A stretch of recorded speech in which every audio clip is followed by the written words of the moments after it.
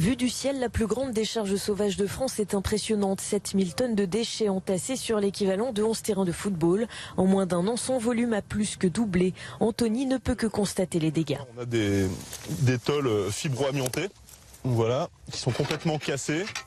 Et si on s'approche, on voit bien évidemment que ça génère des poussières. Et c'est ce qui normalement devrait justifier une action forte des services de l'État pour évacuer dans les meilleurs délais tous ces déchets, puisqu'ils présentent de toute façon un risque pour les populations riveraines. Des conséquences sur la santé des habitants dans une zone de 300 mètres autour de la décharge. C'est donc une urgence environnementale. L'association Rive de Seine Environnement a donc retroussé ses manches. Elle a elle-même mené sa petite enquête.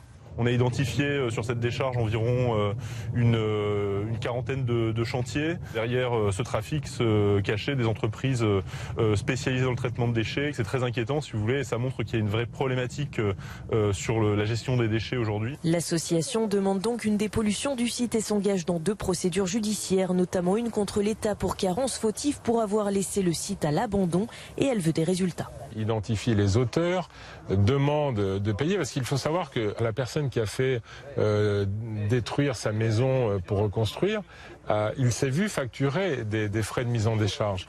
Et l'entreprise, finalement, les a rejetés là, en pleine nature, sans payer le moindre euro pour le nettoyage. En fait, c'est pas normal. Le dossier est maintenant entre les mains du tribunal administratif de Versailles. En attendant, l'association a gagné un premier pari, celui de faire cesser les dépôts sauvages à Carrières-sous-Poissy. Aujourd'hui, le site n'est plus accessible.